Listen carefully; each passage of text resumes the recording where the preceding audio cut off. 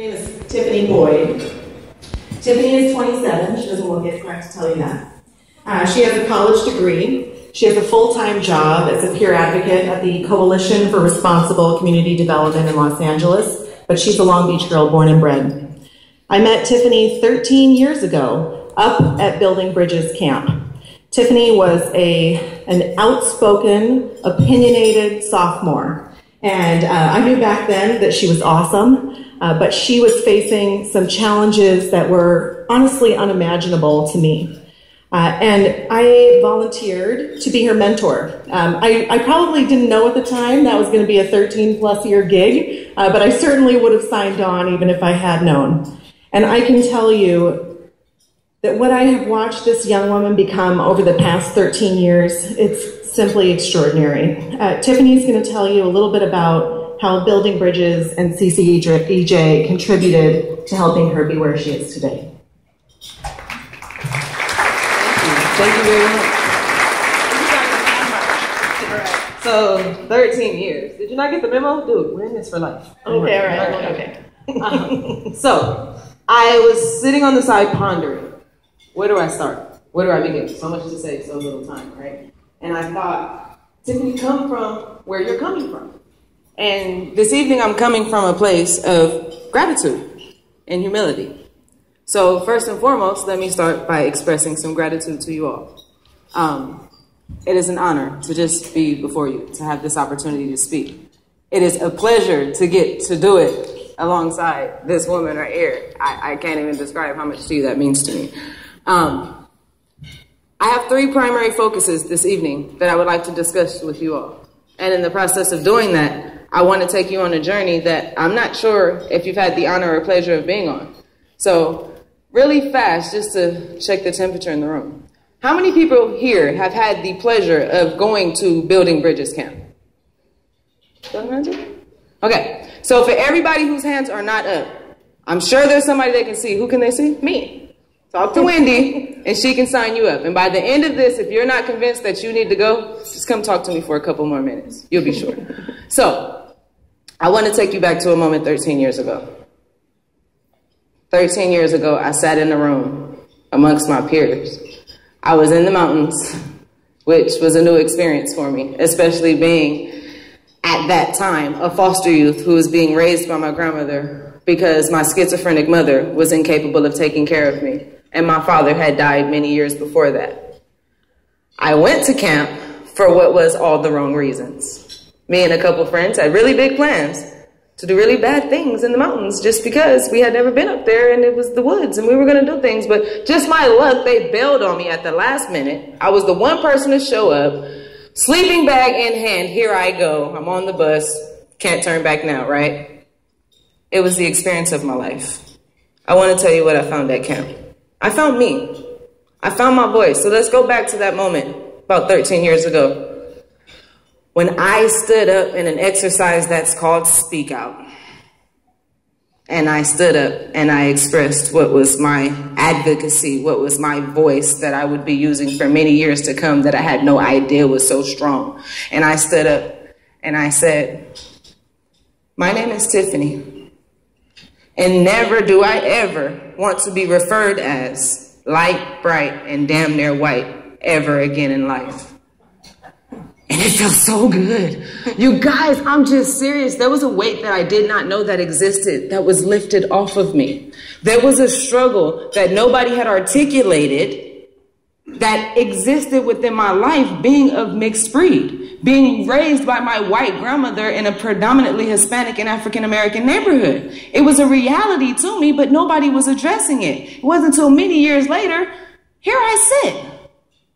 And just by given the opportunity to speak, nobody told me what to say, I realized that I had a voice.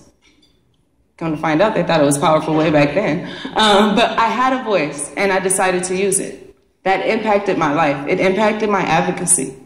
All these years later, I am a peer advocate at the Coalition for Responsible Community Development, where I am responsible for assisting youth who are ages 18 to 24 years old, who before I met them were considered at-risk youth. They are now what I like to call opportunity youth. They are one opportunity away from being on that side of the table instead of that side of the bars. What was looked at as somebody just one step away from going to prison is now just one scholarship away from going to college. One person who refuses to give up on them. One person with the facilitation skills and the understanding of restorative justice to meet them where they are and build the necessary bridges to get them where they need to go. That initiated at camp. That voice was recognized for the first time at camp. Did it take many moons to get me to this point? Yes, it did. Many, many, many moons. It had to have been sparked somewhere. So now to my second point, this amazing woman right here. Now, it would take me 6 years to try to sit here and explain to you what the past 13 years with this woman have been like. So I'll try to describe it with 6 letters. F-A-M-I-L-Y.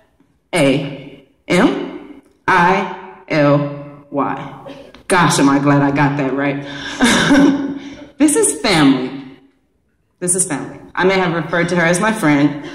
We may play the mentee, mentor card every now and then. But I have no other way of describing this woman than family.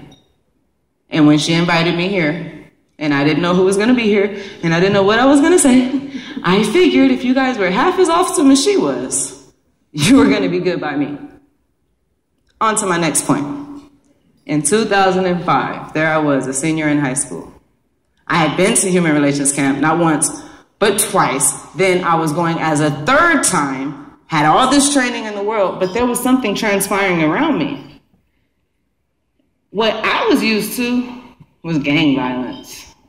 But there were race wars brewing up at a lot of our local high school, especially at Jordan and at Poly. I was fortunate enough to be at Renaissance at the time, but we got many of the stories of what was going on. And most of my friends who just weren't with it happened to be the same people who were with me at camp. Those who chose not to engage in it. Those who chose to say, hey, I know you're Hispanic and I'm African American and I'm supposed to be throwing a chair at you right now, but you're my friend. Dude, we spoke out together. We cried on Sunday. I can't throw this chair at you now that we're back at school on Tuesday just because somebody else thinks it's cool because they have a problem with somebody and can't identify it for what it is. There were people who were smart enough to not become involved in that. And those people had been fortunate enough to go to camp. Doesn't it sound, aren't you guys thinking about going to camp? I can see it all in your faces. They're like, what's this camp? I gotta go to camp. Yeah, you do. You should. But in order to keep camp going, we have to get a lot more of our youth there. Because what happened at camp, furthering my third point, there was a bridge that was built that just so happened to inspire a builder. Now, being a builder, I'm building other bridges for other people to build bridges in their lives. What do bridges take? Materials. Bridges take materials. They also take labor, and it takes man hours, and it takes time. Bridges are not built for free. We know these things. We understand these things. So now I invite you to help me, help us, help them, help themselves build the bridges to where they need to go, to where there is no place that we all cannot go and be at peace with ourselves. However you identify, however you would have spoken out, you have the right to be comfortable as whoever you are and whatever you identify as, and anybody who's ever been to camp will agree with you. So the more campers in the world we have, the better off I think the world is. So who's down to maybe pull out those wallets a little bit? Put a little bit of that well-deserved money where our ideas are. You're gonna get John. He's gonna kick you off the stage here. Yeah, I'm trying to take his job. See, you taught me well. No, I want to leave you all with this. This process is difficult. This process takes time. This took well over 13 years to build, and I'm still in the process of becoming the woman that I'm destined to be. And I'm fortunate enough to have amazing people like Wendy on my side. I'm fortunate enough to be a part of an amazing organization like CCEJ, which was originally in CCEJ way back when I got involved with it. And I thank you guys for this opportunity, for being here, and I encourage you to meet me at camp.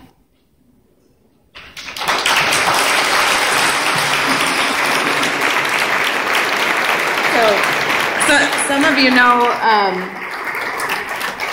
I have a lot of kids, but none of them are here tonight except Tiffany, so I can tell you that she's my favorite. Don't tell any of the rest of them that. So thank you for listening. Thank you, Tiffany, for sharing your story and your insight. And what Tiffany has said is true. Investing in our youth is really the greatest investment that we can make, an investment for our business community, investment for our safety, investment for our health, and investment for ourselves.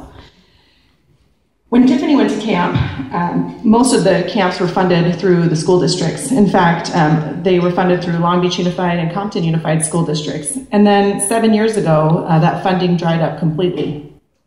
Because of many of the people in this room, we have continued to be able to offer the camps, and the public funding has trickled back in a tiny proportion to what it was before. In order for us to be able to take kids off the waiting list and put them on the bus to Building Bridges camps, to our leadership retreats, to be able to make the investment in youth that will turn into what Tiffany is and what so many other of our youth look like, we need to raise $50,000 to be able to meet the needs of the 750 kids that we want to engage in our programs each year.